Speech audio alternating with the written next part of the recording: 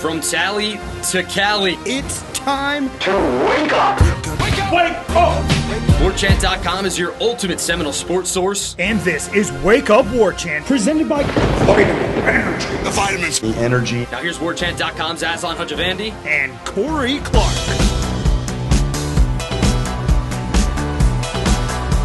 Wake up! It's Wake Up Warchant, presented by Vitamin Energy. Coming up on today's show, first scrimmage in the books. Mike Norvell gives us a lot of information. We distill it down for all of you. Let's be honest, none of us really know how the season's going to work out, but that's kind of awesome. And we're generating discussion sparked by Cummins. Wake Up Warchant, presented by Vitamin Energy. VitaminEnergy.com. Shake it and take it.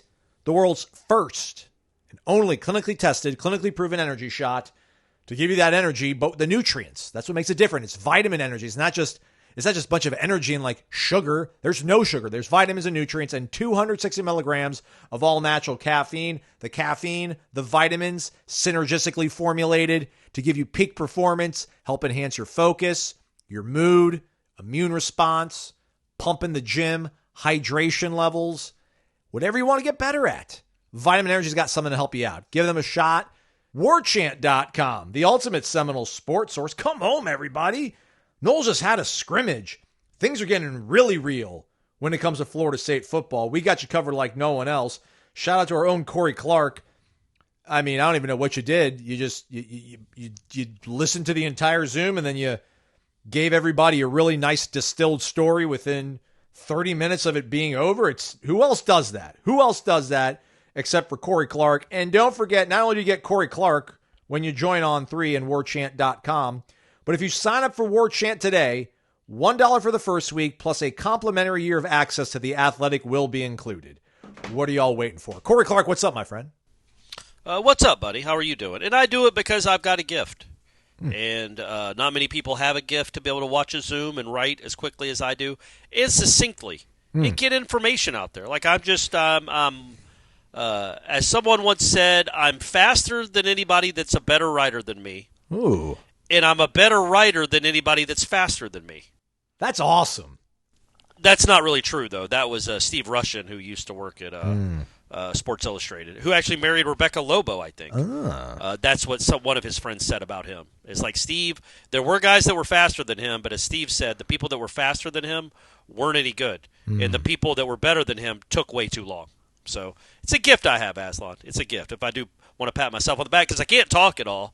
But folks, I'll say this: a lot of you guys just know me as this dude, this annoying voice in your ears. Stop. That you hear 3, 4, 5 times a week. That sometimes can string a sentence together and sometimes can't. But my calling, my first love, Aslan, is the written word. That's right. It's the written word. It's what I'm good at. If you think I'm good at this, and many of you probably don't, you should see what I do on the with a page. See, I can't write it all. Page, typewriter, computer, whatever we call these things. Anyway, Aslan, let's go. What a great show. What a great start.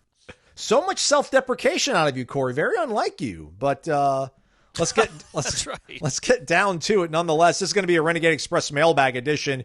Our guy Tennisump said, wake up. What position group are you most excited to hear how they perform in the first scrimmage coming up this week? Thanks as always for all you guys do. Aforementioned Zoom on Tuesday night was Mike Norvell talking about the scrimmage. Kind of came out the gates really uplifting. Sounded like a lot of things were going well. Randy Pittman was mentioned. Deuce Robinson was mentioned. I think he said that Tommy played very well. Earl Little, James Williams, all these guys that you're relying on, depending on, seemingly making plays in your first scrimmage, which was 110 plays. Sounded like they got 10 in Doak before all this rain that hit Tallahassee on Tuesday night kind of pushed them into the indoor practice facility. But let me say, that was a real reason to go inside. Oh, yes. If that thing had swept through Hauser in the fourth inning of a super regional game, you would have not gotten smart-ass tweets from Corey Clark about it. I mean, that was a deluge. Yeah. That was a real big boy Tallahassee storm. Anyway, go ahead. Sorry.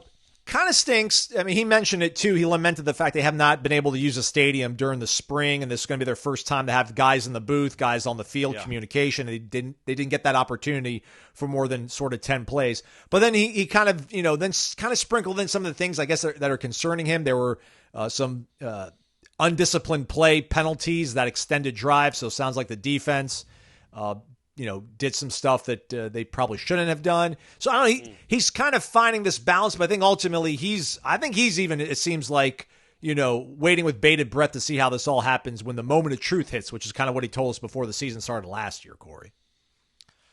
Yeah. So what's the question? I don't know. Just what did you take more positive from what he said? Yeah. Can you have both? I get it. It's your offense going against your defense going against your offense. So you don't want to just see a bunch of touchdowns, but at first it was like, all right, man, they had a good day. Feels like a really good day. And then he kind of, lost steam. It was like kind of lamenting some of the things that went wrong. So how did you do the ledger? Was it more good, more bad, do you think? Yeah, to me it's more good just because he lauded and praised the offense more than he did the defense. And after last season, that's what and people know this, and everybody should be in this exact same boat. You want to hear good things about the offense. I know it's coming against the Florida State defense. I don't care, man.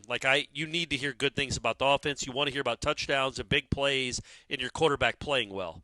And we heard all that on Tuesday night. He did say Tommy Castellanos had a good day. Said they started really fast offensively, which is good.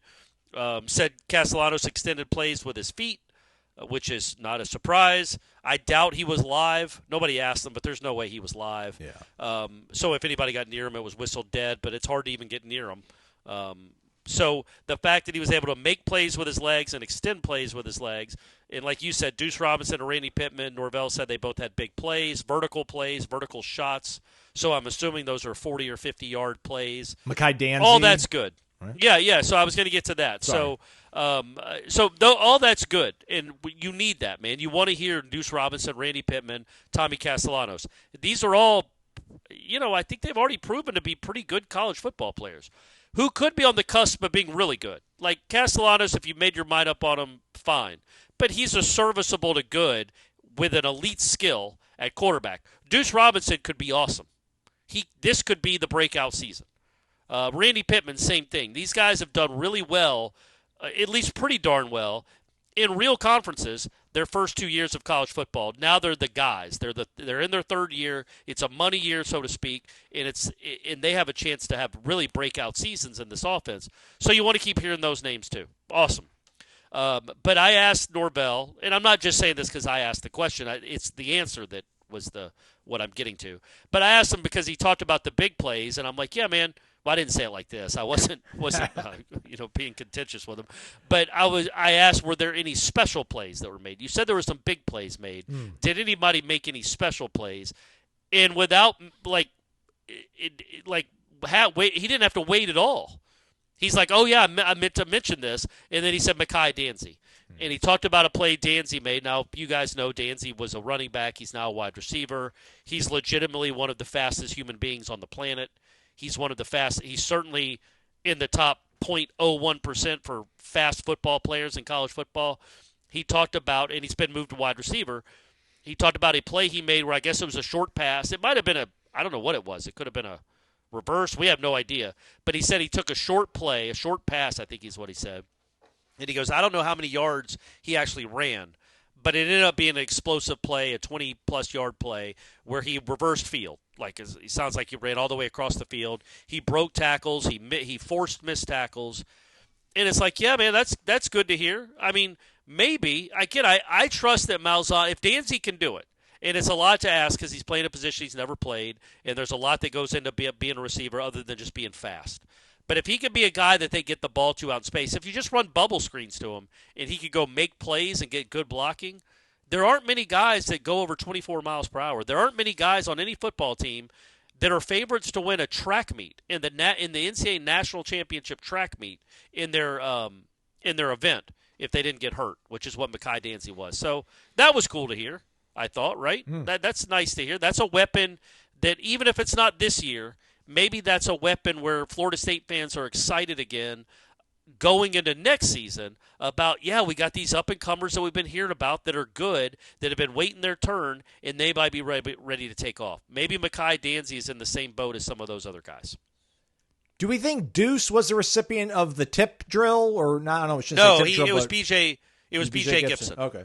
He mentioned that BJ Gibson was the guy that caught a touchdown on a ball that Norvell said should have been intercepted. The DB tipped it up in the air. had it deflect off his hands. But B.J. Gibson, he praised for concentrating and making the play in the end zone for the touchdown. But what did you think, Aslan? I wanted to ask you this. And we just listened to it was 35, 40 minutes ago. What did you think was the most – when did he get the most excited? What single play / player got the Florida State head coach the most excited when he was recounting it for us? I don't want to ruin the kid's name. Did he say Ousmane? Did he pronounce it Ousmane? I think he might have said Ousmane. The pronunciation guide, literally, Corey, for his first name is 4 capital O's and then an S. Then it's, hyphen. Ousmane. That's a cool thing for the crowd to chant. Ooh, yeah, so anyways. It's got to be Ousmane. It can't be O. If it was O, it would be OH in the pronunciation guide. Or like the Orioles, like O''S. Why not just do that? Or if it's ooze, and then do OOZE, like ooze. Well, that's fair. Well, maybe they don't want to have that in pronunciation guide. The word ooze. I think Kromah, when it came to picking up some pass protection, of all things. Yeah, that was 100%. And you could tell. So he was asked about the running backs. He said that Sawchuk had a couple of nice runs. He mentioned Cam Davis is somebody that's had a good camp. It had a couple of really good. I think he said really good runs on Tuesday. He mentioned Roydell. Said Jalen Lucas got some touches, and then he stopped himself in his tracks, started laughing and shaking his head, and then he said Ousmane or Ousmane, Kromah.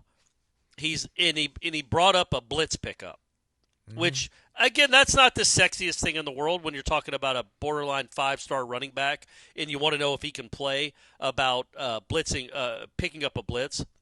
But I got to tell you, man, a true freshman with his first real big boy experience he was in the IPF, I'm sure, when this happened. But his first scrimmage, true freshman, wasn't here in the spring. He said that he described the block as violent. Violent, as in – the contact was coming. I am sure it was a linebacker. Maybe it was a corner. It could have been a DB, but it's more often than a linebacker. In your true freshman running back, who probably doesn't know everything that he's doing, his head's swimming a little bit, but he knows he's supposed to be protecting the quarterback, not only gets in front of the guy, but apparently obliterates him. Man, if you know he can run the ball, and Norvell used the word superb when he talked about with the ball in his hands what he is. What you always wonder about is how they handle the step up in athleticism, the step up in competition, the step up with just the talent around you. And the fact that this kid has that kind of physicality, and that's a word I've already used 500 times in a week, to not only seek out that contact, but win the battle and send somebody backwards on a blitz pickup as a true freshman, to me that bodes so well for his life. For his career as a football player. He's not shying away from contact, nor should he because he's a huge kid.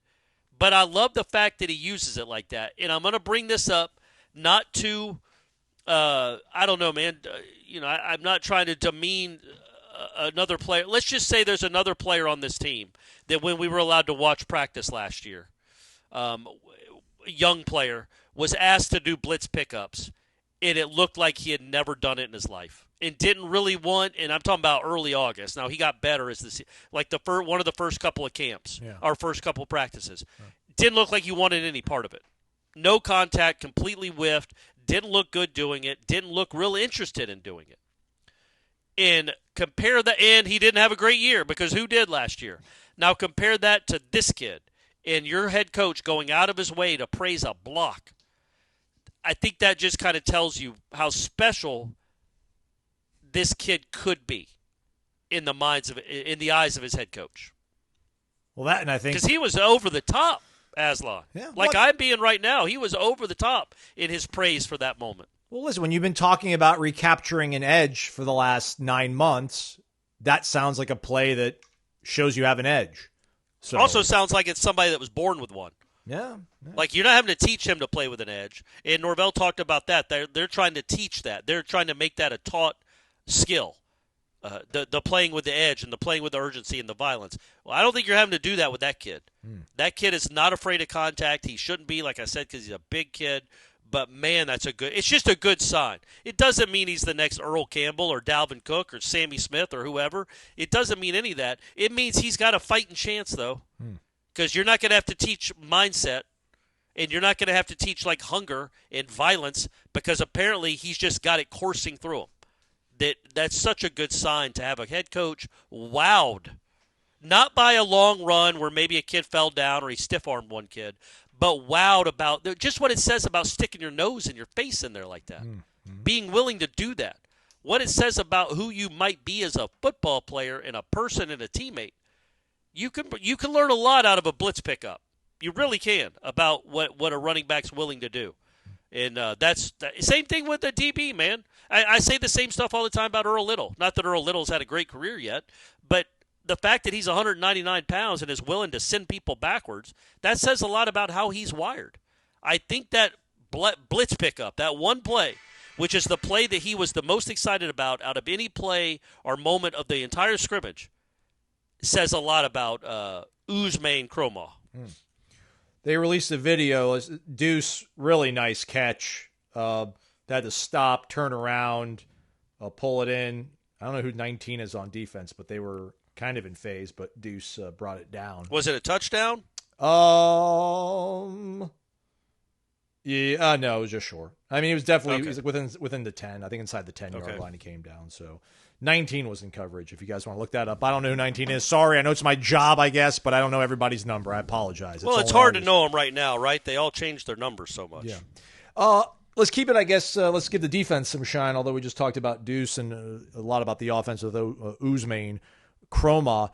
One defensive lineman I think a lot of us were kind of figuring we'd get something out of later in the year, and then maybe a player that we thought we were going to get nothing. Well, you should know who 19 is, by the way. We're just going to go ahead and say is it Jerry? Know. Is it Jerry? It's Jeremiah Wilson, yeah.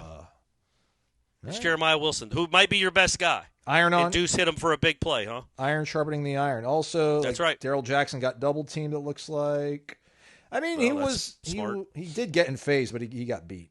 It was not a great throw. I mean, if he throws that accurately and how he should have, Deuce would not have had to do all this gyration, but he did. It's fine. It's okay. I'll take it. Big plays, whatever, after last year, not complaining about how you make big plays as long as you are making the big biggest plays. Play anybody had last year on the Florida State football team was a blown-up quarterback sneak. So we'll take anything we can get at this point. But back to the defense. Again, a defensive lineman, I think, maybe best case we thought October we get something out of him possibly, and then a defensive lineman I think that none of us were expecting really anything out of, period. Jason Jenkins, the Tennessee transfer, sounds like he is approaching full go.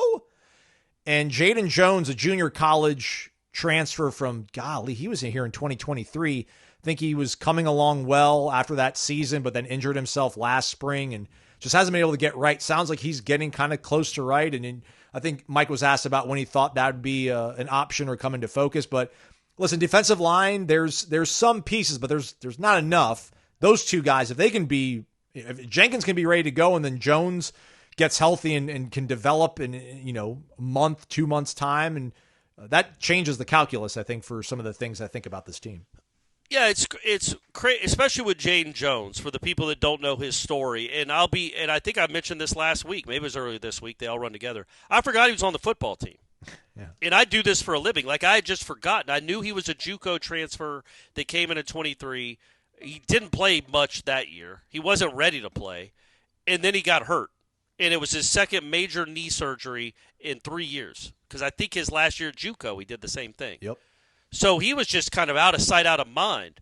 And they were always high on him.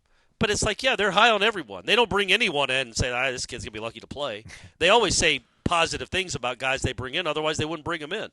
But the fact that Norvell said he did flash some in the spring, and then he's been mentioned multiple times by multiple coaches in the last 2 weeks, leads you to believe that, there's a chance he might be something.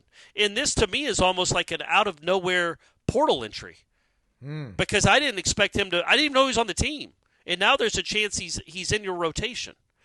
Now combine that with – and that also has something to do with, like, no other proven defensive ends. Like, you're not running – you don't have a ton of great defensive ends on your team. It's not a bountiful of great options, a bounty of great options. But even still, it's good to know that that might be one kind of out of nowhere, right? Yeah. Yeah. Like, it's not even a name you'd think about. Position of need, too, right? I mean, that's another thing, too. Yeah. Right. So. And so you got James Jones, number one. But he's still a wild card, man. Like, he's never played a down, I don't think, a meaningful down anyway, of Division I football. And he's coming off major knee surgery. I think it was a knee. I think he's had 2 knees. I don't remember. Yeah. So that's still a wild card. Jason Jenkins is not a wild card. Too many J's, by the way. Too many double J's with this thing. And then there's James Williams. At least it's not. At least he's a W for his last name. But J-Dub, Jerry Wilson. A lot of J's. A lot of J's on this team. But so with Jason Jenkins, this is a guy that I would have thought. I just thought in the spring he was done for the year. Like, I didn't think he was even an option either. Yeah. And if he was going to be an option, you would think it would be around Halloween maybe. Right. But it's what Norvell said on Tuesday night, which is a huge deal if he's up to full speed or close to it, for what it means for the whole season, not just for Alabama, but the whole season. This guy is a legitimate Division I defensive lineman. He is not Jared Verse. He is not Braden Fisk. He is not Jermaine Johnson. Oh, wouldn't that be? That's another double J. But holy moly, is he going to – if he's healthy, he's a rotation player, maybe a starter. He is a huge depth piece. Oh, yeah. And I thought he was probably lost for the season. I don't think I had him in my top 40. Achilles, and now man. Injured his Achilles. I didn't think he'd be ready either. So the head coach is saying on whatever it is, Tuesday, August 5th, after that scrimmage on August 5th, that by next week he'll be full go. Well, buddy, that's like a free agent portal acquisition in August.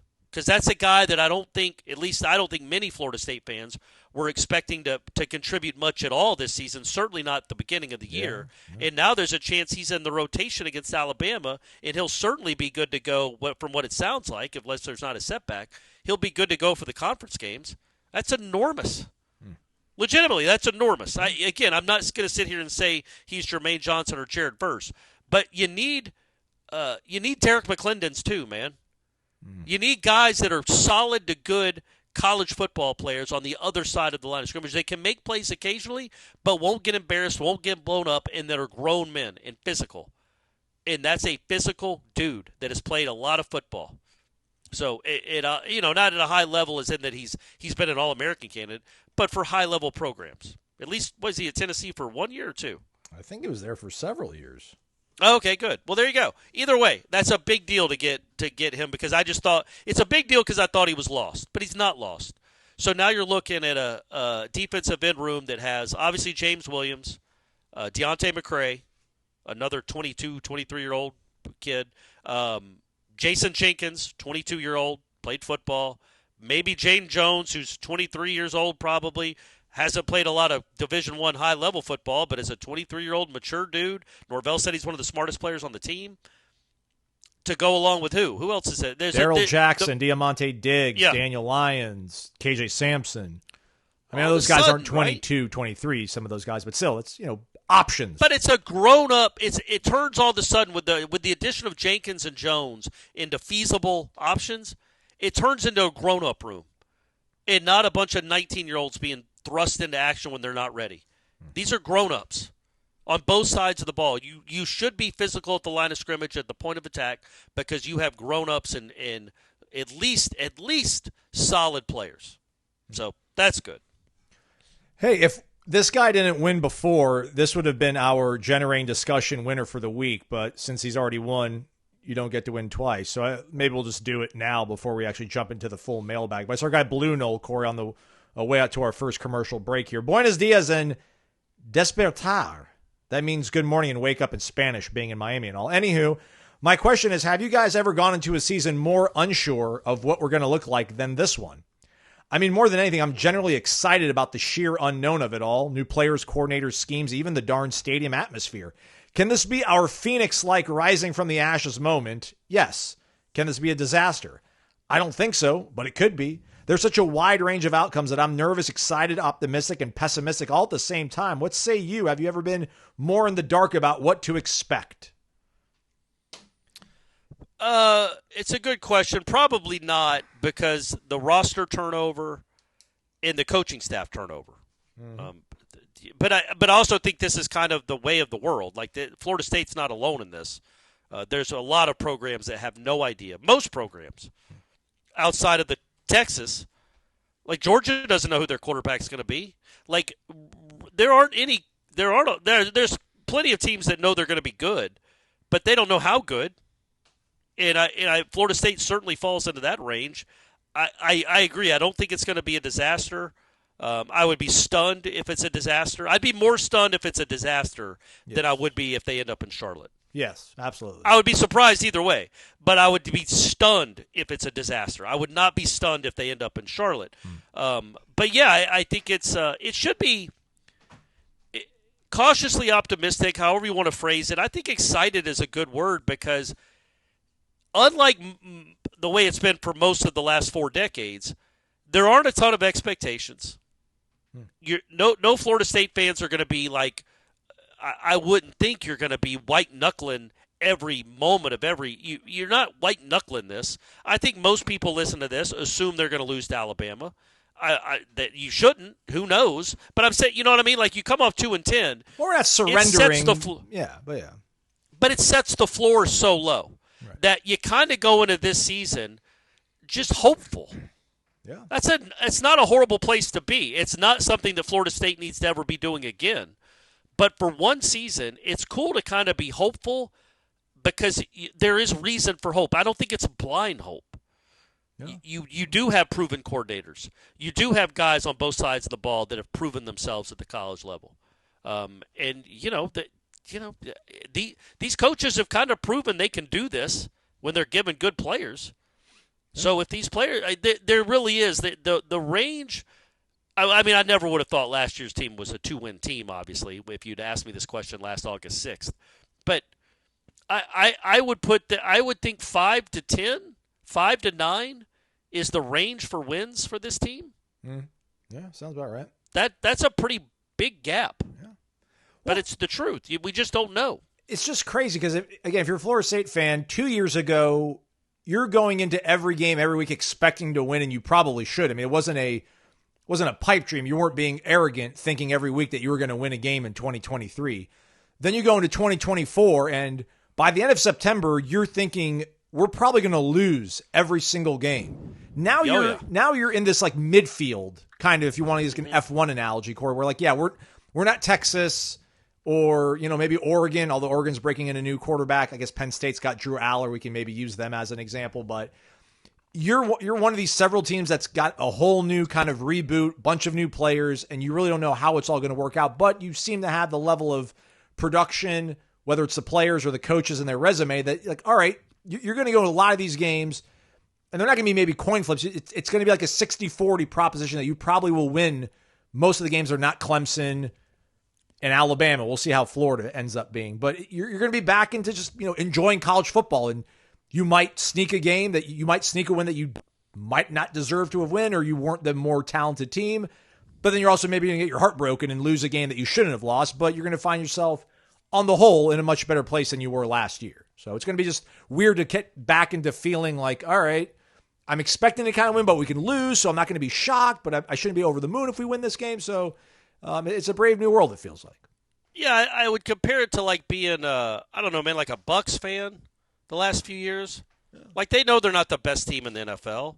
They don't have a legitimate chance, at least these last couple of years, of winning the Super Bowl, I don't think. Yeah, you're right. But they're good enough to be in the playoff hunt. They're good enough to win a crappy division. And overall, I would say Tampa Bay Bucks fans have enjoyed Sundays.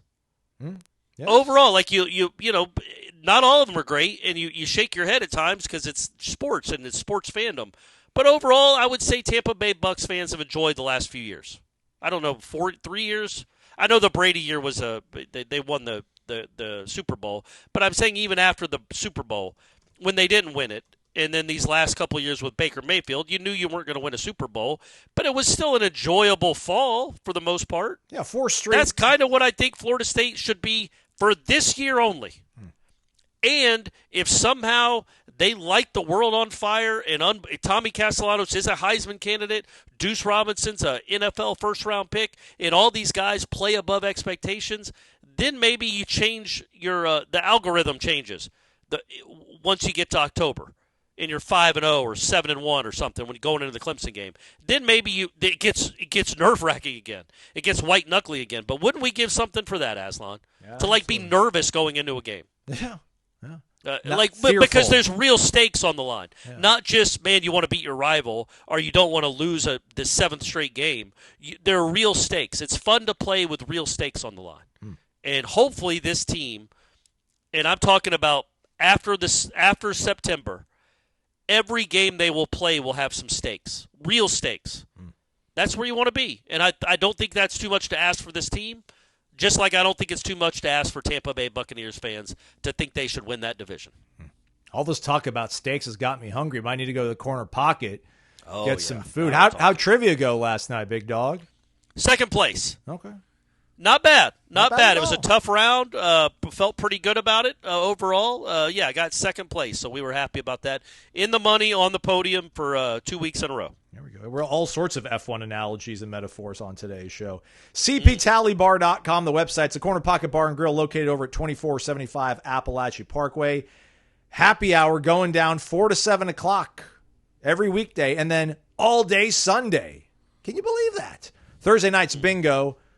Make some friends, drink some cold beers, win cold hard cash. $1,000 up for grabs, $250 over 4 rounds. Billiards, darts, jukebox, ice cold, very affordable drinks. It's all in one place. The Corner Pocket Bar and Grill, 2475 Appalachia Parkway. We're back. It's Wake Up Warchant presented by Vitamin Energy, vitaminenergy.com. Let's get to the mailbag. Corey, we did a little tease earlier, but we got a lot, so let's go fast. Dalvinism and our guy Mark down there in Naples. Dalvinism says, if FSU starts out 2-2, what do you think the pressure will be on Norvell? Add to that, Nick Saban putting out hints he would return. Can you see a scenario where you want to be first in line for Saban? And that may factor into the decision about keeping Norvell during a disappointing season. And our guy Mark also asking, he keeps thinking about this Virginia and Miami games and not really too focused on Alabama, hoping for convincing wins in both those games. That if FSU were to stumble on the road at Virginia, Miami becomes a watershed game for this coaching staff, right? Correct? Question mark. Yeah, the thing about the 2-2 start, man, I if it's 3-1 or 4-0, there's still pressure. Like, you could start out 4-0, you could beat Alabama, beat the 2 pushovers, and then win at Virginia. If you lose at Stanford, if you lose to Miami and then lose at Stanford, well, then you're back where you like. I think the point being, the pressure's going to be on Norvell until Thanksgiving, at least. Like, there's a good chance we're not going to be convinced he's coming back when we're all eating our Thanksgiving dinner. You know, there's at least a decent chance of that, right? There's at least a chance that he's already been fired by then. If this thing falls off the rails, I mean, if they're limping to if they're 4-7 going into Thanksgiving with Florida left on the schedule and no way to make a bowl again. What do you give that, though, like a 2.3%? No, yeah, I was going to say that's less than a 10% chance. Yeah. But the point being, it doesn't really 2-2, 4-0. When you do what he did last year, there's no way that even a good start to the next season just erases all doubts again. Like, you're one twisted ankle away, you're one blocked field goal away, you're one this or that away from losing a game and then all the pressure being back on you. And that's kind of the way of the world, man, when it comes to college football coaching in 2025. How many guys outside of Kirby Smart are just absolutely secure? How many guys in the SEC, Aslan, would you say are absolutely secure in their jobs other than Kirby Smart? Yeah. I guess Sark, right? Yeah, like 2 maybe, 3. Yeah, right? Maybe. Yeah. The guy at Missouri, maybe. Yeah. Brian Kelly certainly isn't. No. Napier's DeBoer not. isn't. Napier certainly isn't. Maybe Heupel.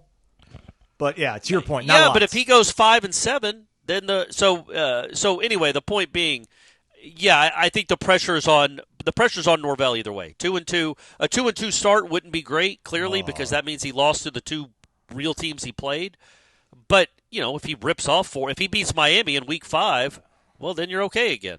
until the next week, until the next loss. If you're 2-2, if you lose to an Alabama team that doesn't have a proven quarterback, doesn't have an elite running back, and doesn't have anything elite pass rush wise, and you lose to Virginia, I get it. Like, yeah, you beat Miami, and then there's renewed enthusiasm, but you're gonna trip up probably 2 more times minimum, 3 more times minimum.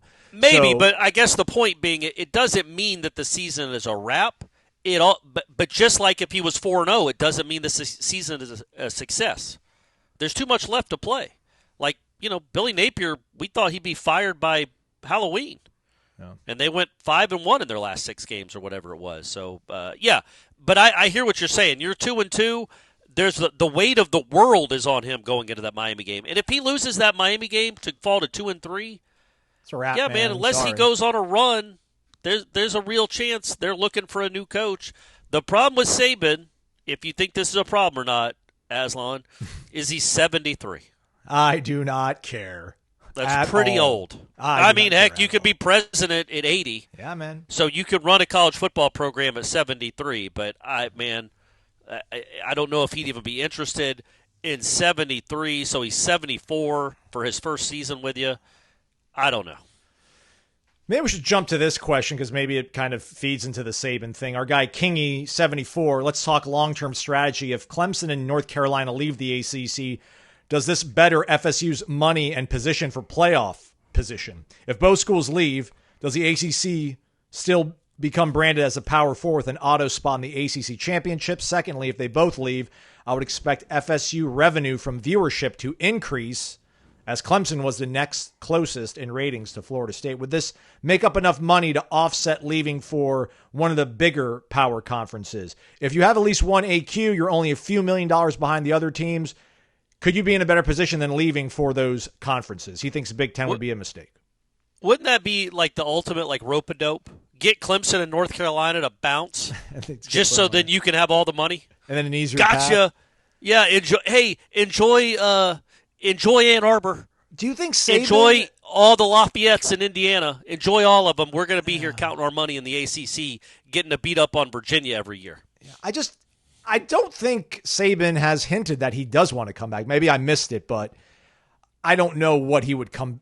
I mean, listen, Florida State is a phenomenal brand, but right now with the conference kind of limbo, and this might be talking out of both sides of my mouth because I think Florida State's still kind of in a good spot in this conference with the money they're going to be able to make up from the TV ratings, but they're still, being in the SEC, you get everything you want, carte blanche, but I can't imagine they bring Nick Saban in and micromanage him and say no. It's just, they would, I don't know, they'd take out a third mortgage on the stadium to bring Nick Saban here to get this thing fixed if it didn't work out with Mike. But I don't think he comes back to football, man. I don't think he comes back to college football. It's not like he wouldn't come back to Florida State. Come on, man. Get over yourself. Not you. Like, what's a better job to Florida State that you're going to come back to? There's like 4. LSU? So maybe. Yeah, I guess he could go back to LSU, sure. He knows how to win. He's won there before.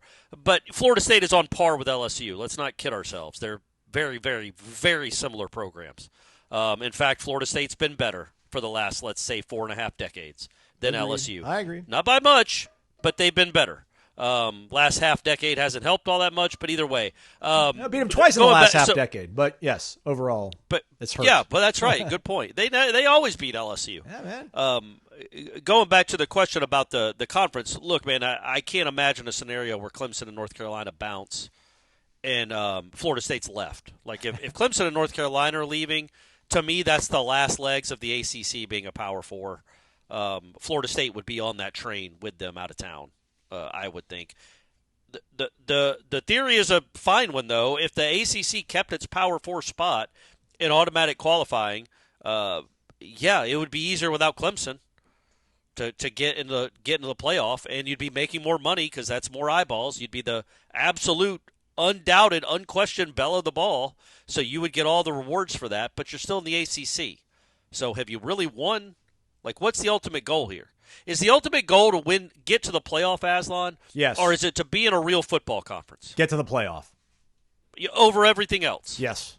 Because I think personally, and I don't disagree necessarily, I'm just giving you the other side of it, the culture that comes with being in the SEC and what it means for your program, what it means for your stature of where we all know the media landscape. We all know that Netflix just dropped a 7-part show on the SEC, a year in the life of the SEC. Like, you get more attention, more eyeballs, more status, more everything for being in the SEC. You also get more money. So that is something to contend with. And you also it also helps the city a lot for those 7 Saturdays a year where you're hosting football games. So there's something to be said for that side too. And the thought is, Florida State and the SEC, it's not like that's a guaranteed. They don't just instantly become Vanderbilt. They might rise to the top of the conference very, very quickly. Yeah. So, there's a chance that could happen too. Like, Florida wouldn't change places with Florida State. I know, but if you were told that you were going to make the playoff 3 times in the next 10 years, but you have to stand pat in the ACC, or you have an invite to the SEC. SEC all day, 100%. 100%. And I think the point being, I bet Florida fans think if they were in the ACC, they would be in the playoff every year. I mean, that's how delusional they are, but it's the truth. That's probably what they think. They wouldn't change their lot in life in a second to join the ACC I don't think, to have a better chance to make the playoff. They want to be in the SEC. They want to stay in the SEC. And I think Florida State fans probably are on that same boat, but maybe not. Certainly not 100% of them. But it's easier in the ACC. I get that, but it's more fun and it's more money in the SEC. Yeah. And just to button that up, I think you mentioned it. If you lose North Carolina and Clemson, I think you lose your Power 4 status. So, and then you probably lose that automatic qualifying spot. Then you're the ACC would shut its doors if North Carolina left. Yeah, they'd be like, "What are we even doing here? What are we even doing? This was their conference. Daddy's left with another woman. He ain't never coming back. We're shutting the doors." FSU Robert, wake up. No question. Just thanks for getting us through a long offseason. Go Noles. Okay, I lied. Quick question. That was very nice, though. Very nice. You said Robert? Yes. Thanks, Robert. We appreciate that. Have I missed something? Why absolute silence on Brock Glenn? That's Corey's your guy. I don't know. We've seen him play a good bit, and I get Gus and this offense might be the elixir to unlock something in Brock, but I just don't think Brock is particularly accurate. I know he's athletic enough to be able to evade some sort of pressure, but I don't know like how durable and how great of a quarterback power runner he would be. So, and then Sperry seems to have a little bit more athleticism, maybe a little bit more juice in his arm. So it just kind of makes sense that Sperry is a little more of a new shiny toy and being talked about a little bit more than Brock right now, at least in my opinion. Yeah, and look, man, Sperry is a better athlete. He's just that wiggle that he has, that ability to run, is something that Brock Glenn does not have. I don't know who runs higher miles per hour, but I know Sperry is a better runner, and we all know Castellanos is the best of the bunch. But yeah, man, I get it. Brock Glenn is not really he's not the new flashy incoming freshman. And he's also not the 2-year starter in the ACC. He's the guy that I wouldn't say he's the face of what went wrong last year. I kind of still think that falls on DJU, even though he only played 4 games or whatever it was and won one of them. Because I don't think people blame Brock Glenn for what happened last year. The face is Mike Norvell. That's the face of what went wrong in 2024. But what went wrong offensively, I don't know that we can point everything at Brock Glenn by any means. I mean, he was thrown. He was a redshirt freshman. Hope. He could have given you some hope. Like, he gave you no hope. Well, he did in the Clemson game, right? You're like, wow, that can play. That was pretty good. That was something to build on, and then it just cratered after that. But that was the only hope he gave you was the stupid Clemson game. I thought he played well in that game. I think he threw for like 250 yards, made some really good throws over the middle of the field, seemed confident. And then I feel like the very next week was Duke. I feel like. Yeah. And that was when he had 3 turnovers on 3 straight plays. And, yeah, man, that was abysmal. He did not play well. It's too early to give up on him because he was a redshirt freshman playing in a horrible offense, coached horribly, with a lot of average to below average players to play with. So you can't just make up your mind and say Brock Glenn can't do it. He didn't lift anybody up last year, but it's hard for a redshirt freshman to do that. Jameis Winston's are anomalies for a reason, man. It's hard when you're a redshirt freshman and you've got really, I guess, though he played the Louisville game and the Georgia game. Is the only real. So that was the only experience he had. So it was a lot to ask of him to like rise up, and he didn't meet the challenge, but it was almost an impossible challenge. So all that said, we'll learn and hear and talk about Brock Glenn more as the August rolls on and preseason rolls on. But he's not really somebody you're thinking about because he's not in contention to be the starting quarterback, and he's done enough. There's nothing to be excited about. But that doesn't mean he can't be good. Does that make sense? Like, there's no reason to be excited about what you've seen out of Brock Glenn so far. But that doesn't mean Brock Glenn can't be a good college football player before his career's over. But right now, what have we seen that would give us any hope that he's going to be awesome? Yeah. Always will be thankful for what he did against Louisville, and I know it wasn't a lot, but just I'm sure something could have gone wrong that could have cost that team the game had he done, maybe some other quarterback would have done something. Maybe they would have had a little bit more talent or comfortability rather, but maybe they end up turning the ball over. At least, Brock did what they had to do to win that game. He went in that game just thinking survive and advance. They survived. Yeah. They unfortunately did not advance. But we'll see. Who knows? Maybe he comes in and saves a day one of these weeks. That would be really cool. 706 Noel, which I don't know. Where is 706? What's that area code? I've heard. Is that like the Athens area? Oh, it is. That's what it says. Yeah. Columbus. I've lived in that area code. Nice. Represent. All right. Simple question. Going into the season, what do you see as being a major strength of this team? What do you foresee being a major weakness? Aslan could provide insight on big picture, and I would be interested in Corey dissecting the question from an offensive, defensive type angle. Thank you, fellas, for staying on the grind and always delivering. Go Noles. I usually don't like people telling me how to do my job, Corey. But it's a good question, and yeah, it's usually how it works, right? Like I just kind of spit out something very vague and broad, and then you kind of distill it and funnel it down into a bigger picture. So let's follow what 706 Noel said, and let's turn on some cameras. I like this question. Obviously, listen, man, camp is well underway, and everybody wants to know strengths, weaknesses. Let's offer up an opinion or two. Let's generate discussion sparked by Cummins. Corey, please, some juice. Let's go.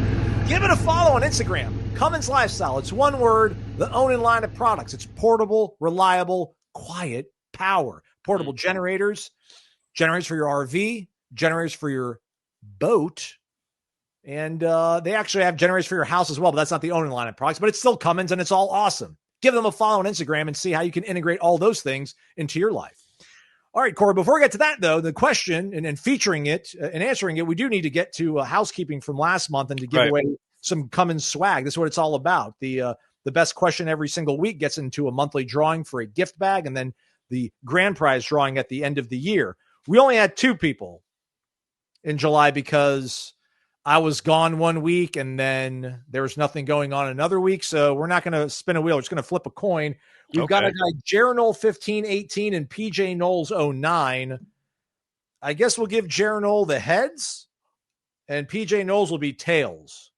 What kind of quarter is that? I don't know, man. You figure there'd be something better out there on the internet, but it's not. So Jaronol, your heads, PJ Knowles, your tails. Let's flip it. See who's going to win. Ooh. Look at the dynamic. Oh, look at that. It's head. That was anticlimactic. Jaronol for the big dub here. Let's get to the question then. What do you think is the biggest strength of this team, Corey, as we head into this sort of part of the preseason, and what do you think is the weakness? Or maybe I should start because he wants big picture, little picture. Okay. I'll start with the weakness. I am concerned about coverage. I'm concerned about coverage because I don't know how much pressure they're going to get on quarterbacks. I thought you meant like media coverage. Like not getting to watch practice. Yeah, well, that too. Yeah, that's a big concern. That's for later on in the show. But, yeah, I mean, because it's week 1 against Alabama, it's that receiving core. If it was any other team on this, maybe Clemson would give me some pause. Otherwise, I'd be able to live with it. But I'm worried about how well they'll be able to hold up in coverage. Strengths, hearing the way Micah Pettis talked about they can move guys around if they need to, I think that's a pretty good defensive front. So if they're able to be able to, move large athletic guys like Darrell Jackson and the like, that makes you feel good about what this team can be, because it has to start with them having this attitude of just being tough and aggressive and they need to be able to block well and open up some really big lanes, because I don't think there's anybody that's Dalvin Cook special or Kerryon Johnson or Trey Mason, in the mix. Yeah, I mean, I think that's fair. By the way, I'd like to apologize to the people watching the video. My wife has turned our kitchen, which I've been using as kind of my setup space, into a craft store because her daughter's going to college, and so she's crafting a bunch of stuff for her to go to college with. So I've been relegated to my leather chair, and it's not a great spot. And apparently there's an ironing board in our living room too. So I apologize for all that. That's on me. I should have prepared better. Actually, it's on my wife, but either way, I should have prepared better. I think the strength, look, man, I think you were on it. I think the strength is going to be the running game. It's not because Micah Pettis said so. It's because Gus Malzahn is the offensive coordinator, and this is what he does. Malzahn and Herb Hand will put together an offense that can run the ball.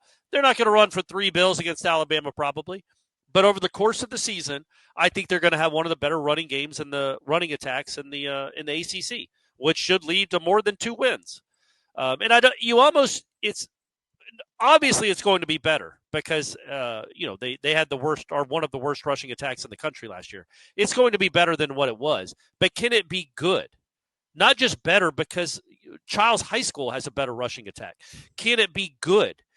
And I do think it can be good. I think you've got 5 veteran offensive linemen that have done it at a high level, at least at high-level programs. And you've got running backs that have accomplished some things, but not much. But I do think you've got some talent there with Sawchuk and Kromah. Maybe Roydell Williams has a nice season. But again, you say they don't have anybody special, and they don't have a Dalvin Cook type running back. But they do have a very, very, very special running quarterback. Those yards count too. You know what I mean? Like those touchdowns count too. They count towards your rushing yardage. They count towards rushing touchdowns, and they count on the scoreboard. And you have one of the best, most electric running quarterbacks that college football has ever seen. That's not a joke. That's not hyperbole. We went over the numbers a couple days ago. He led the country in first down runs as a quarterback. He had 75. He led the country in runs of over 10 yards when he started for Boston College in 2023. This kid, Castellanos, is a unique talent running the ball. I think they're going to accentuate that. They're going to play off that. I don't think he's going to get 26 carries a game, but I think his goal every game, should be to run for 50 or 60 yards. And if your quarterback's running for 60 yards and the rest of the guys run for 150, guess what, Aslan? That's over 200 rushing yards in one game. And I think that's what they're going to be counting on that they're going to be this year. Trying to look up 2022. So John Rice Plumlee was the leading rusher for UCF. I don't know if did Cam Newton lead them in rushing? I don't think so. They had Michael Dyer, who was a good running back.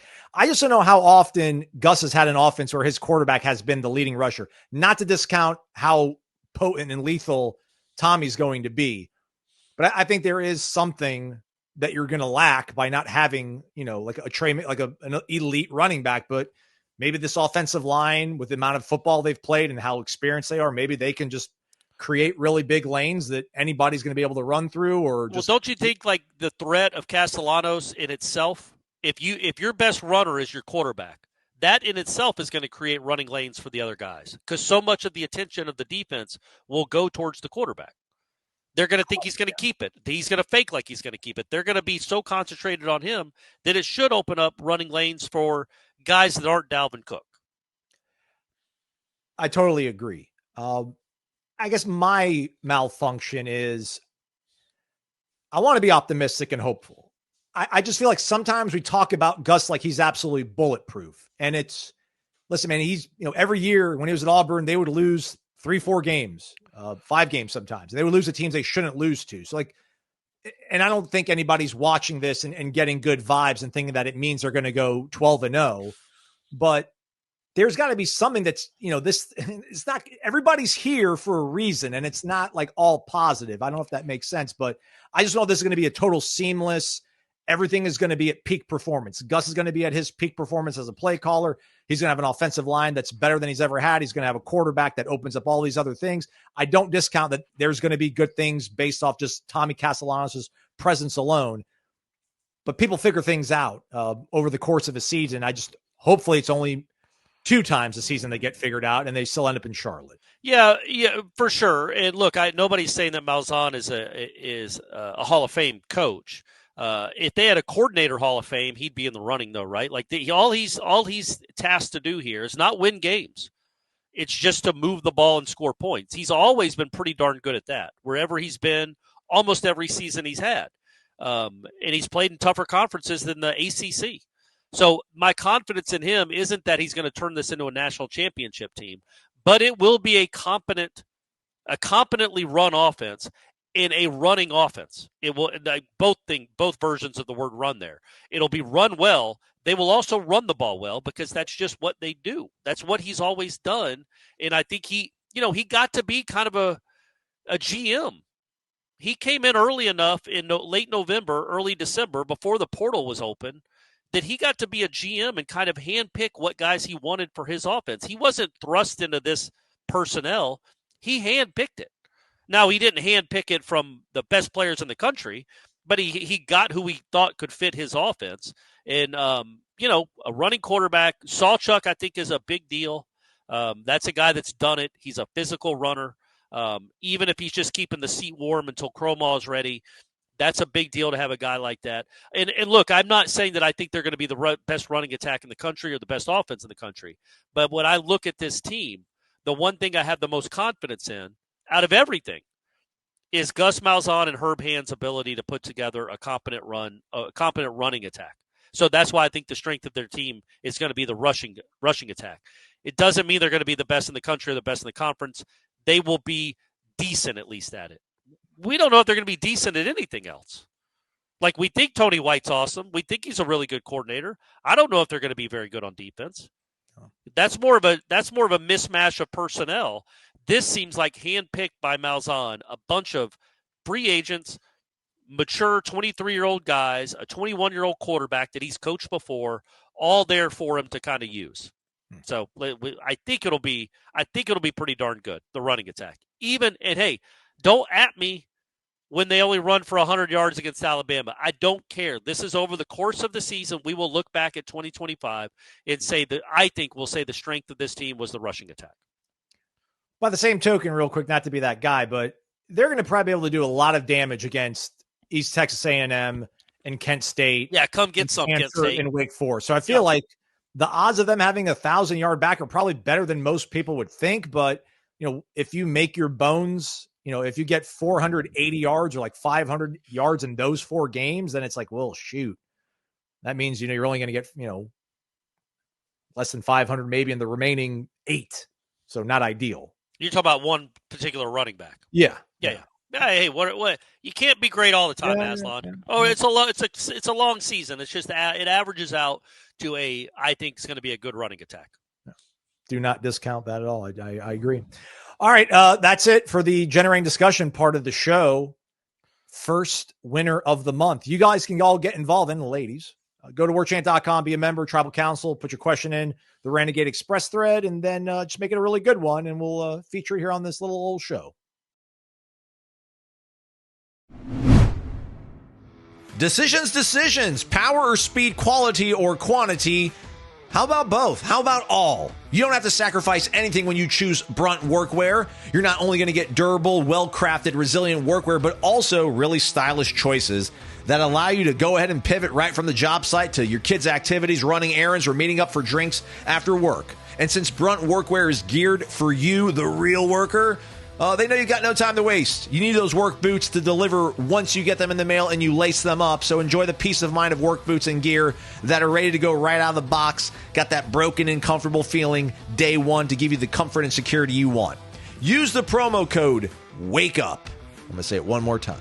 Wake up. It's all one word. Over at bruntworkwear.com to save $10 off your order. I'm going to say the website again, everybody. You ready?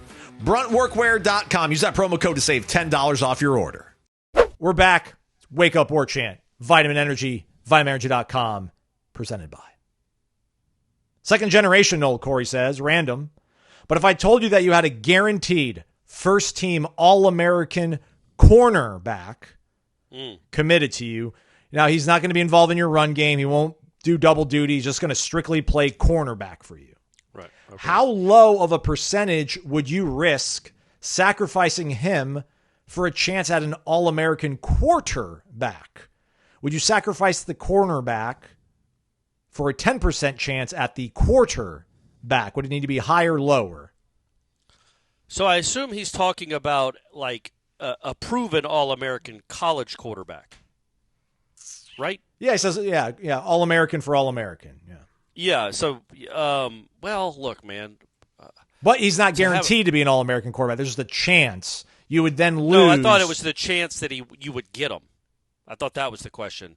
What percentage chance would you be willing to risk losing your All-American cornerback to go after the quarterback? Sure, run with that one. That works. Yeah, that's what I would say. And I would say 33%. Okay. If you have a 33% chance of getting a Cam Ward and it cost you a Zaire Thomas, I just made it real life. Last year, I would have, apparently Florida State had a 50% chance. But yes, I would have risked losing a Zaire Thomas for the chance to get Cam Ward. And I would say, like, I wouldn't do it if you only had a 2% chance or a 5% chance. But 33 or above, I absolutely think that's worth it. Because, I mean, those great quarterbacks change everything. Well, speaking of that, let's go to a question down here. Corn Tater. Do you think if Tommy Castellanos was on the team in 2017, they would have beaten Alabama? Also, does Cam Davis not remind you of a smaller Jaquez Patrick? Big, physical, and down on first contact. Ouch. Fire up the war chant. Did he really put that at the end? Yeah. That's funny. Well, look, Castellanos, what was he in 2017? He would have been like 15 years old, 14 years old. So, no, I don't think you would have. Maybe 13. He might have been 13 years old. So, no, I don't think you want him on the team. No, I think if Castellanos is – it's so hard to answer. There's no way Jimbo Fisher would have had a quarterback like that. None. But if he did, if he decided Castellanos is going to be our quarterback, then, they have a much better chance of beating Alabama. And I don't even think Francois played – I don't remember him playing horribly in that game, but they only scored the one touchdown. They had the lead. They had the lead on the national champions, Corey. Right, right. For about 45 seconds, it feels like. But they did. Yeah. But, yeah, I think Castellanos would have – Castellanos is just – man, we've all watched great Florida State defenses. Defenses as good or better than that Alabama defense of that year. Man, these quarterbacks give everybody problems. Like all mobile quarterbacks. Most quarterbacks are mobile these days. There aren't a lot of Carson Becks or DJs out there anymore. They're usually pretty mobile. This level of athleticism, though, gives everybody problems, and it would have given that Alabama team problems. Now, he might have fumbled a couple times. He might have turned it over. I have no idea. I still think they lose the game. But it certainly would have been a better option than James Blackman having to play in the fourth quarter. And also, it sucks that I think Francois got hurt when it was already 24-7. Yeah, it was kind of It was like 5 minutes to go or 6 minutes to go. It's like, that's such a bummer that he got hurt right then when the game was all but over anyway. I wonder, we need to keep moving, but there probably could not have been a worse situation for a backup quarterback to come into a game in Florida State history. Like in terms of the situation and then also the fit. Right? Like James Blackman trying to run Jimbo Fisher's offense against Alabama. Yeah, but I think it was only one drive. It was probably a 3-and-out, and they punted, and the game was over. But what really hurt that season, I was thinking about this the other day for some reason, is the next week they were supposed to play, it might have been Louisiana Monroe. Oh, was it Louisiana No. Monroe? I think it was supposed to be Louisiana Monroe, and it got canceled because of the hurricane. So then James Blackman's first start is against an NC State team that I think that was the Chubb. They had Bradley Chubb, maybe? Bit on the field, the jerk. And what bothered me about that, and Guy, you've heard me talk all the time about, I get it, I understand it, I'm not an administrator, but canceling things too early based on what weather might happen, or there's lightning somewhere in the panhandle, let's shut down this baseball game. It turned out nothing hit Tallahassee on that Saturday. They canceled a game 3 days out for a hurricane that never hit. Never came close to hitting. In fact, I think they used Doak Campbell as like a staging area for like emergency responders to go to, like, I feel like it might have hit in Jacksonville. are on that side of the coast. But anyway, the point being, Tallahassee was sunny. I get football's not that important. I get all that. But what ended up happening is James Blackman would have gotten his reps. That team would have gotten its reps. Against an outmanned Louisiana Monroe team, they would have developed some real confidence going into that NC State game, and I believe they probably win that NC State game with James Blackman having 4 quarters under his belt and the team feeling good about itself. Instead, they go and lose that NC State game too. The season gets all wonky, and your coach leaves. It's so past his. Sorry, Cara, if you're done, go ahead, man. I'm bad. No, go ahead. Yeah, go ahead. Just like past his prologue, like looking at this schedule. So you started with Alabama in 17, then you lose to NC State, you beat Wake Forest, and then you lose to Miami in heartbreaking fashion. Like if they beat Miami, they had Duke the next week. They barely lost to Louisville, and then they absolutely packed it in and got stomped by Boston College. But if they would have been able to pick up the pieces after that deflating start and beat Miami, they'd probably get on to like a 4 or 5 game winning streak. And I'm not saying anything crazy happens with that team, but they're not having to reschedule games with FCS teams to maintain bowl eligibility. So we might face that same sort of situation where like it all comes down to this Miami game, and if you beat them, you probably go on a nice run. But if you don't, it's tents probably start getting packed up. But I think it's literally like a sliding doors scenario where it's like, man, if they'd have played that Louisiana Monroe game, how does everything change? Does Jimbo stay? Maybe not, probably not, but you don't know. They might have been 8-2 or 7-3 instead of 3-6. Like, I think so much it gained from these, like the gains that Florida State's going to make in those 2 weeks after Alabama, win or lose, are going to be enough that it's just better when you've done things and you've scored touchdowns and you feel confident. All that matters, and you would have gained all that confidence against Louisiana Monroe, especially a true freshman quarterback. Mm-hmm. He needs all the help he can get. Yeah. And instead, he goes right into NC. He gets a week off, so he gets another week to have the weight of the world on him. And then his first game is against a decent NC State team with a good 12th. Defense. They were ranked 12th coming into that game, it shows, Corey. I mean, that's a tough ask. Yeah.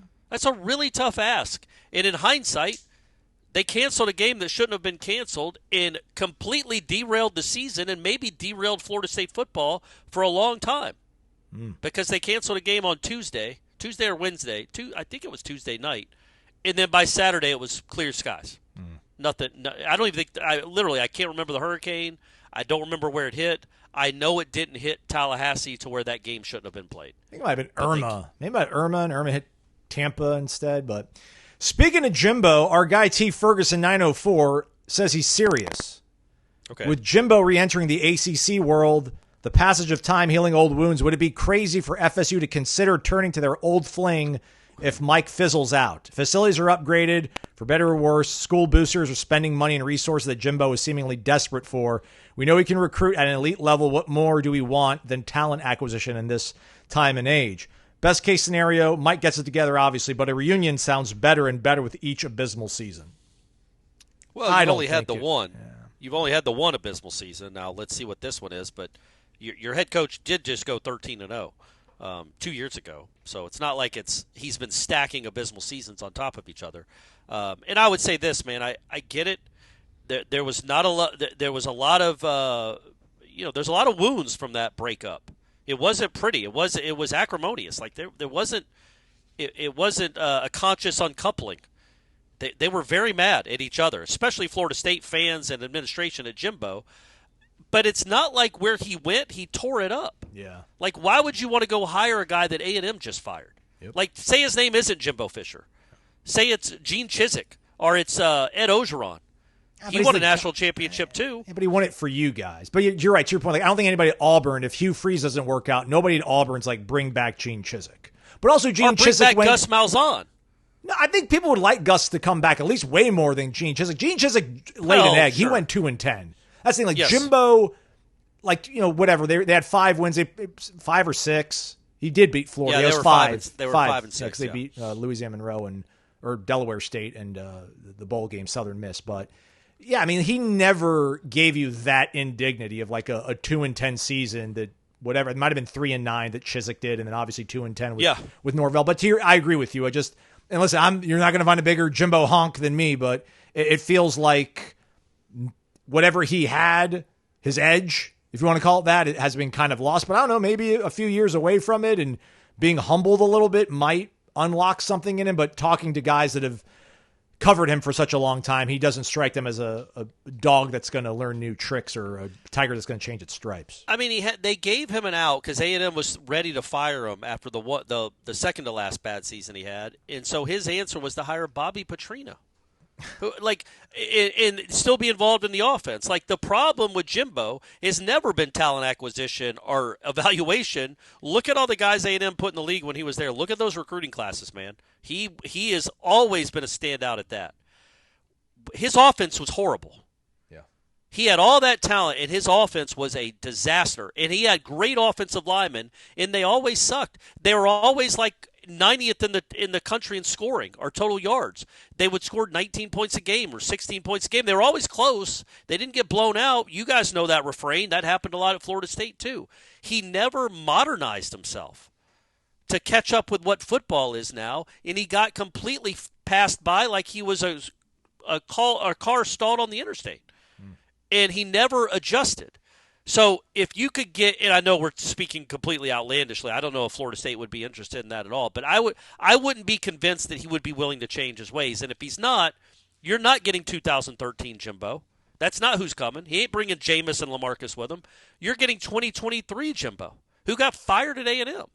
Florida State's too good a program to go hire guys in their 60s whose last jobs ended by being fired and not doing a good job. So that's all. You would want an up-and-comer or somebody that's proven it recently, not somebody that was good 10 years ago. Which was the last time he was good, right? 10 years ago. It's like when the Redskins – and I'm saying the Redskins because they're the Redskins. That COVID year they made it to a New Year's Six Bowl. That's true. That's because they got to they didn't care about COVID rules in College Station. They just packed stadiums. But yeah, like when the Redskins hired Joe Gibbs. Commanders. Well, they were the Reds. I said Redskins because they're the Redskins when they did it. I know. But yeah, so that didn't work out, man. It usually doesn't. But yeah, if he could tell me he's going to bring Saban as his DC. Flip that around, maybe that would work. What about Pruitt? Pruitt's out there. Get the band back together. What is Pruitt doing? I know you looked that up a few months ago. He was with the Giants, the New York Giants, but I don't think he's there any longer. Maybe he's a high school coach at in coastal Alabama. I thought you said he was like a high school coach. Which is kind of where he belongs.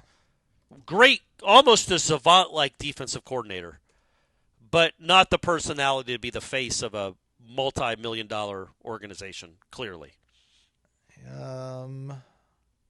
Yeah, looks like 2023 DeKalb County, I think in Alabama. He was hired as a phys ed teacher at Plainview High School and would serve as junior high boys basketball coach. What? Really? Yeah. Incredible. Does he have a show cause? Is that why he can't coach football? Yeah. But he can't even coach high school football? Well, he can, but maybe doesn't want to. I don't know, man.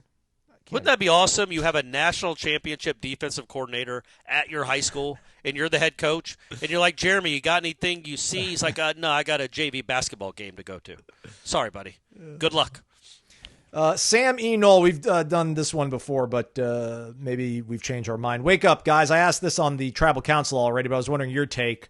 Let's say we manage to split the 4 games against Bama, Clemson, Miami, and Florida. Would you prefer the 2 wins to come against the SEC teams, Alabama and Florida, or the ACC teams, Miami and Clemson, those being your only 2 choices? Obviously, it would be nice to beat both Bama and Florida, but beating Miami and Clemson almost certainly means we would be in Charlotte and 1 win away from making the playoff. I think that's the right way to go, but the poll I had skewed towards winning those SEC games. I can see both sides. I'm curious what you guys think. Yeah, no, I think it's the ACC games because the ultimate goal is to get in the playoff, and as you stated, that gets you a lot closer. Because, look, man, you don't get credit for beating SEC teams. So what's the point? You started 2023 by beating the bejesus out of a top-tier SEC team and then beating Florida at Florida with a backup quarterback. What did that get you? Literally, it's the exact same scenario. What did that get you? But if you'd have lost to Miami and Clemson that year, you're not even in Charlotte. So at least you got the ACC championship out of it. And I know there's 12 teams now, but if you're not if you lose to Miami and Clemson, you're not getting to Charlotte, and nobody's going to care. Honestly, you might, but the rest of the country's not going to care that you beat Alabama and Florida. They get they get dementia. They can't remember it. when you beat the SEC. When you beat their good SEC teams, they don't remember it and they don't care anyway. So go ahead and knock out the ACC teams that are also your rivals too, and go from there. The real thing to do is to throw a curveball. I meant amnesia, not dementia. Well, I know, but dementia sucks, man. It's awful. I wouldn't want to poke fun or make fun of that illness at all because it is awful. The real thing is to throw a twist in this question, and it's if you end up the season 8-4. Because if you end the regular season 8-4, you're not in Charlotte. And those are your 4 losses? Well, no, but so it's like at that point, it's going to be 8-4. What to at that point? I would take Florida. If I would not take the wins over Clemson and Miami if it didn't mean being in Charlotte. If it was like you're still going to end your season playing in the Pop-Tart Bowl in December, I want to beat Bama and Florida. Bookend the season. Yeah. Yep. I agree with that 100%. I guess you could lose to like at home to Virginia Tech and on the road at NC State, and not make Charlotte that way. Like Miami, Clemson, you might be their only losses, so then they play against. Yeah. If that's the case, you're right. Add a little asterisk to that. If the 2 wins guarantee you're in Charlotte, then take them. If the 2 wins do not guarantee that you're in Charlotte, or you still finish 8-4, then absolutely you want those first. You want the first win and the last win. Norvell would definitely take the first win and the last win. I can promise you that. I bet you Gus Malzahn would as well. Yeah, amen. DRAS40. It's a first-time name I've seen on here, but they've been around since August 2022, so they've been here since we built this thing brick from brick. 21 total posts. Okay, all right. Right, he's fired up. Mike Norvell's been vocal about wanting more physicality and an edge from his team, and a lot of talk coming out of camp has been about the offense trying to establish a downhill, run-first identity. This directly impacts the defense, who has to match that intensity every day in practice. With that in mind, what one positional group on either offense or defense has shown the most tangible proof that they've embraced this new physical identity, and what specific player within that group embodies it? Man, I wish you would ask us this last year when we were actually watching practice. Yeah. I don't know, would you say Pettis or Pettibone when you're talking about offense being physical? Because I know receivers are going to have to block, and if we were at practice and we saw Deuce Robinson blocking his rear end off on 3 days in a row or something, maybe we'd be like, hey, listen, they've got a receiver out here making big-time blocks. That's showing everybody they need to play with an edge and be physical. But I think it's going to, the tip of the spears of the offensive line. I wonder if Pettibone or Pettis and just his mammoth presence is going to be more responsible for them being more physical. It's going to be Gus. That's what Gus is. I mean, his success has been because he just harps on being a tough football team. But I'm going to say Pettibone. I think he's probably most responsible, at least on offense. Defensively, who's bringing the heat? Man, that one I can't even really think. I guess Earl Little, right? Maybe Earl Little sounds like that's the guy that we've been hearing about before this preseason started. No reason to think that it stopped as we were offered up him to interview a few days into camp. So I'll stick with Earl and I'll say Pettibone. Well, the real answer obviously is we have no idea. As far as who's doing it through the first week of fall camp. We have no idea who's bringing the physicality, who embodies it, because we're not seeing it. I will say what I want to see is I want to see linebackers. We've heard good things. They've got wily veterans. They've got 6 or 7 guys that they like, where there's not a lot of difference between them. They all can play to a certain level anyway. Are they going to play where they just I don't know, man. Are they going to play with the physicality and aggressiveness that you want them to play at? That's because, look, man, I think defensive linemen, just by nature, you have to be physical or you wouldn't be there. It's just physical. You're going to get beat up. You're going to get grabbed and hold and double-teamed and pushed around. You push back. You're all snarling on each other. The linebackers, I think, kind of like with running backs that run with authority, and you feel that. I just feel like the heartbeat of the team, I can't remember who said that about Tony the White, It might have been Norvell. Was it? Tony White said they're going to be the heartbeat of the defense. Yeah, that's right. I think that there's validity in that, man. How your linebackers play kind of mean, and I mean with the physicality and aggression that you're looking for, kind of dictates the whole team. That's where, if you have soft linebacker play or tentative, let's say tentative, because last year I'm not going to sit here and say that Justin Cryer is soft or Nicholson's soft or Omar Graham is soft, but they played tentatively. if they can play with intent, then that's what I want to see, man. Because then that's when you create fumbles. You're in passing lanes. You send people backwards. You make an impression. You make an impact that way, and that's what I want to see. That's what you need to be flying around. When you talk about a defense that flies around, well, it ain't the defensive tackles that are flying around. They're 320 pounds. You're talking about edge players and linebackers. You want to see and safeties. You want to see those dudes flying around, man. So that's what I want to see out of the linebacker group. Offensively, yeah, man, we've talked about it because I think the strength of the team will be the running game. Sure, offensive line. Richie Leonard, I don't care, any of them. Push people out of the way. Push people out of the way. Another tough one to tee up, but we do it nonetheless. Nole 89 Nation, wake up, gentlemen. After roughly 5 days of camp interviews, what's the overall vibe around the program? Businesslike, hungry, confident. Also, is there a storyline that may be overlooked or being overlooked, but could end up defining the season?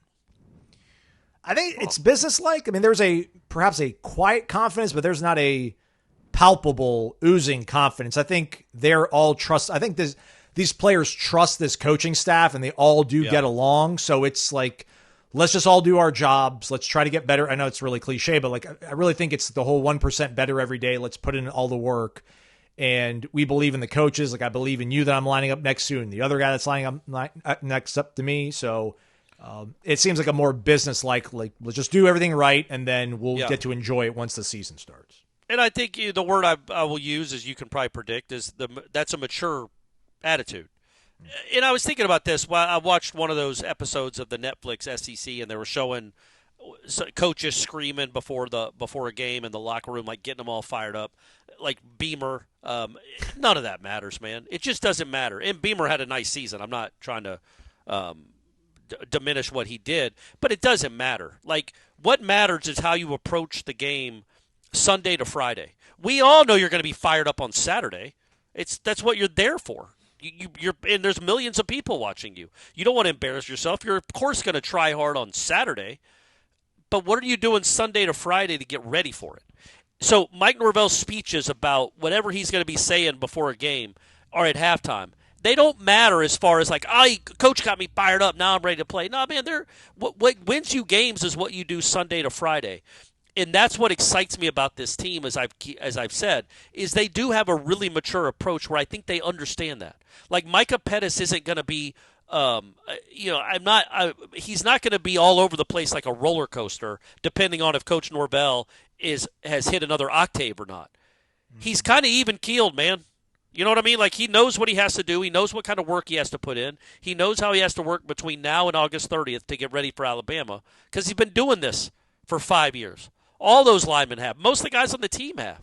This is an experienced veteran group that I do like the fact that they seem to be they're not overly emotional in this. I can't even say that. I'm not in the locker room. I don't know how they handle practice. I do know that when we talk to them, they come across as pros. Like they're used to this. This is their job. And they take it seriously. And I do like that. Now, I'm not saying you do want personalities. I've talked about that. You want emotion. But you also want guys that just do their job and take pride in it. And don't they – I don't know, man. I like Pettibone to me and Micah Pettis, they seem like prideful guys. And I think that matters. They're not going to sit there and be okay with just getting obliterated and being 130th in the nation in rushing yards or whatever Florida State was last year. That's not okay with them. Deuce Robinson's not going to be okay with – scoring 8 points a game or whatever they scored, 16 points a game, and scoring 19 touchdowns in a season. That's going to embarrass the living hell out of that dude. Same with Castellanos. So, again, I think that they know what it takes, and they just come across as you're talking to NFL dudes. At least the guys we've talked to so far. So much hyperbole. 128th in rushing offense. And they averaged 15.4 points per game last year. 128th? Get it right. And do you know where they were in turnovers created, Aslan? I think I've said that stat here recently. Their turnover I don't know about turnovers created, but their turnover margin is 131st. I think that was turnovers created too. I think who was behind them? I don't have in that. turnover margin. Let's see here. You were just on the page. That's why I I'm asked. not. No, I'm on the Florida State profile. Like, Oh, my fault. Never mind. My fault. Purdue is ahead of Florida State. Florida State was ahead of Central Michigan and Southern Miss. And Southern Miss fired their coach and went 1-11. Yeah, and I think that Florida State was, also 131st out of 133 teams in turnovers created. They were, as Aslan just said, they were 131st in turnover margin, and they were 128th in rushing. That is the biggest embarrassment that this program has ever had, ever. And I like the guys they have this year to turn that around. They're not going to turn it around into a top 5 team, but I think they're going to turn this thing around much quicker than would have been the case 10 years ago. We're back. It's Wake Up Warchant presented by Vitamin Energy, vitaminenergy.com. Gator Kirk, wake up. Has anyone on the beat asked why the change in access to practice? I mean, he released that statement in spring that seemed pretty explanatory, and we kind of moved along. What was it? It was just, he feels like they don't need any distractions as they try to, put all these new concepts in. And he appreciates everything that the media's done, but right now it's just best for them to, limit any kind of other opinions outside of what they're forming themselves. No, we haven't, because I think he gave that statement whenever it was, and that was supposed to be self-explanatory. I'm going to guess the real reason is Malzahn didn't want it. Yep. Maybe Tony White too. I shouldn't put it all on Gus. I doubt Nebraska's practices and Syracuse's practices were covered last year either. Maybe none of the coaches. Maybe put it up to the coaches for a vote, and it was like 11-1, and Norvell was the only one. So, but yeah, I think it has everything to do with the new coaches, and not much at all to do with 2-10. Because I do think Norvell is smart enough to realize that the access you had when you were 2-10 is the same access you had when it was 13-0. So clearly that doesn't matter. The fact that your practices were open weren't the reason y'all were horrible last year. Just like wasn't the reason y'all were really good the year before. Like, it has no bearing on anything. I think it's to make his new coaches more comfortable. Yeah, spring makes sense for the explanation about you don't want reports out there about certain players performing really well, and then maybe they're not in the plans for you, and you might get poached, right? Like, a team's going to be like, hey, this kid's uncle, high school coach, is floating his name out to other programs. Like, look at all these clippings. Like, he's making plays every day in practice, but they won't put him on the field. What can you do? We'll leave. We'll come to your program. What can you offer us? So that makes sense in the spring, but right now, we can talk all we want about Roydell Williams or Squirrel White. Like, it doesn't matter. Like, you're here for Florida State for the next, 5 months, so it doesn't really matter. But I don't know. Maybe somebody will ask him in Jacksonville when we're there covering the UNF practices later this week. Maybe the Jacksonville media, but who knows? DJ R. Star. Hey, I'll say this real quick, though. Yeah. Mornings are better, Aslan. I'll be honest with you. It's a bummer that I can't see like the new players and how good or not they are. Yeah. I get it. It's the observations are they're none. They've been erased. And observations, none of them. No observations. But yeah, man, I like not getting up at 7:15 in the morning. That's fun. It's like being a sports writer again. Sleep late, go to bed late, sleep late. Good times. If I knew they were going to be really good, I would have no problem waking up early. If they're not going to be good, I do not want to have to be waking up early to go watch 2 hours of practice, which I know that sounds crazy. Listen, it's awesome. Again, we have a really awesome job. You would rather go watch football practice for 2 hours. Yes. Yeah. But, just like everyone thinks, everyone complains about their parents, and then your friends like, why are you complaining about your parents? They seem so cool. It's like, yeah, but I have to live with them and I deal with everything. It's like, yeah, having to be there and actually go through with it every single day. But I'm sorry. That sounds like I'm complaining, and I'm not complaining. I love my job. Love the Noles. Can't wait to see them win a bunch of football games, Corey. Hypothetical DJ R Star says, if you got to draft from former FSU quarterbacks to run Gus Malzahn's offense, which ones do you think would be the most productive? Which ones do you think would have been better in this system than the one they played in? Chris Ricks would have been fun to watch with good coaching and a run-first system. Is that what he said or you said? Yeah, that's what he says. Yeah, I do not disagree. What about Devontae Richardson? We mentioned him the other day on the show. Could Devo have been something special? Yes. offense? Absolutely, yeah. I think he was a better passer than Nick Marshall and a similar athlete, and they did all right with Nick Marshall. So I think he was as good a quarterback as Plumlee, and Gus put up a lot of points and won a lot of games with Plumlee too. So Plumlee was a really good athlete. I don't know if runner. Yes. I don't know if Richardson was quite that as a runner, but he was close, and I think was a pretty darn good thrower of the football. What about the problem with this one is because he had a knack for getting hurt, but what about Ponder? I was going to bring him up, but he went out on really a high note. So he was a first-round pick. Yeah. He went out. He didn't. He got concussed in the bowl game. That was his last game, right? I will say this too, because he slept on. He's not appreciated at all because where he was positioned in the timeline of FSU quarterbacks. But E.J. Manuel was an impressive runner when he wanted to run. And I think in this day and age, maybe his mindset is even a little different. Because even back then, man, we're talking 15 years ago, and it's going to sound like I'm talking about 50 years ago.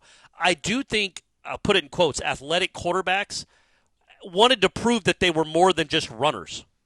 They wanted to prove that they were more than just an athlete that happened to throw the football. And I feel like EJ was so adamant about proving himself as a traditional pocket passer that he didn't really exploit one of the great weapons he had, which was an ability to run. And I'm telling you, he is the best option quarterback. Nobody runs the option anymore that I've ever seen Florida State have. He was so good at, even if he'd run for an 11-yard gain, he would still pitch it. Because the running back would keep that relationship going down the sideline, and he would still pitch it for an extra 15 yards. He was really good at running the option. So I think he would have been he would have had a chance in this offense to be really good. But he's also 6'6", and you don't really think of. Well, I guess Gus has had some tall quarterbacks before, right? Stidham, wasn't he tall? Not that tall, but yeah. Yeah. I mean, Cam Newton was kind of tall, right? Yeah, he was pretty. Yeah, maybe EJ could have been another Cam Newton. Yeah, maybe. Probably not. Cam Newton seems like a one-of-one, especially at the college level. But similar skills, big old son of a guns that could run. He wasn't as fast as Cam Newton, but he was fast enough. Those are my early answers. I'm trying to think of. What about Charlie? I mean, he's a national champion, so there's no. Yeah, he certainly wouldn't have done better in this offense than he did in that one. But also, he's just so. Rooster? R.I.P. So frail. Yeah, Rooster could run now. He was a good athlete. Charlie was just a little too small for me. You don't want he ran out of necessity, but he wasn't a guy that was going to go get you. He wasn't going to carry the ball 17 times a game. He wasn't put together that way. I don't know if he could have withstood the collisions that a traditional Malzahn quarterback might. So yeah, I think we've done all right with it. I'm trying to think of any other really good athletes that we're not thinking about. Any of those early Bowden quarterbacks? Wally Woodham, Jim Jordan wasn't one of them. Or there was Eric Thomas, who I think came from maybe Cairo. I can't remember where Eric Thomas came from, but he was an option. That was the thing back in the early '80s, the mid '80s. They had quarterbacks that could run. And the thing about Bowden, I've said this before. If you go look at those box scores, or from season to season, he would end up playing 5 quarterbacks. It'd be Chip Ferguson, Kirk Coker. There'd be a Danny McManus thrown in there, and Eric Thomas. They had so many different quarterbacks. Nowadays, you got 1 or 2, and that's a wrap. But Bobby Bowden would play 4 or 5 in a season in big moments. He's he's not playing well. It's been a quarter and a half. Let's go to our other guy. And it worked for him. But yeah, I know that's not the question you asked. And I can't Charlie, Kenny Felder was a good athlete, obviously, that ended up having a baseball career. Now I think is an agent. Ooh, what if Anquan? Yeah, that's a good one. Because Anquan was a tough son of a gun. Yeah, man. I don't know who could win a race between Anquan and Tebow, but I feel like it would be close, right? Yeah, yeah. I think because Anquan was not a burner by any means, right. But he was fast enough. He's football fast. And he was as tough as nails. He was as tough as Tebow. I know I shouldn't say it like that. He was tougher than Tebow, than that big sissy for the Gators. But obviously that's what made Tebow, is he was willing to put his body on the line. He was tough as nails. He was 245 pounds. He's like a rock and could run. Bolden isn't that big, but, man, he played like he was 280. He lit people up. He was a physical dude. That's my favorite answer so far, Aslan. I think Bolden, if Malzahn never lets him go to receiver. Yeah. He doesn't ever let him go to receiver and be a borderline Hall of Famer. You're a quarterback, Anquan. You're going to stay a quarterback. Eric Thomas, product of Lowndes County High School. Lowndes. I thought they got somebody from Cairo. I knew it was South Georgia. At least I knew that. They had two Eric Thomases. They had the aforementioned one. Yeah, they had the center too, right? Yeah. The offensive lineman. Yeah. And shout out to our own Matt Lasser, who's reporting that his son, Aaron, is apparently going to make a visit to Florida State during the football season. I think he might be an Ohio State commit or maybe a lean towards Ohio State. So, why would you want to go play in Columbus, Ohio? Just gross. Ugly, nasty. Gross. All right, we did it. Long one, but it had to be done, everybody. We'll be back with 2 more shows this week. I'll be in Jacksonville. I think tomorrow's show I'll be still in Tallahassee. We might do a live show on Thursday, Corey. What are your thoughts on that? Ooh, airing our business out in public. All right, yeah, we'll see. We'll see. I'm not totally sure. I just don't know the time of it. I'm down to do one. I just don't know when we'd be able to do it. I think I might be a travel day for yours truly. Okay. So it depends on when I can get set up and everything. The Noles in the midst of 8 straight days of practice, so stay connected to warchant.com. We're going to get Gus and Tony later today, 12:30-ish in the afternoon, so check warchant.com. Get their thoughts on the scrimmage. Yeah. Get their thoughts on the scrimmage. Get some real insight from those two guys. So it's time, everybody. It's time to join warchant.com. $1 for a week, subscription to The Athletic. All the awesome things across On3, all at your disposal. Apparently, Josh Pate, really famous college football voice in the space, part of the On3 family now. So this is the team you want to be rolling with. We like you folks, so come roll along with us. I don't know. It's been a long show. I need to stop rambling. Corey, take us out. I'm just kidding. What? He's Corey. I'm Asshole. Thanks for listening to Wake Up War Chant, presented by Vitamin Energy, vitaminenergy.com.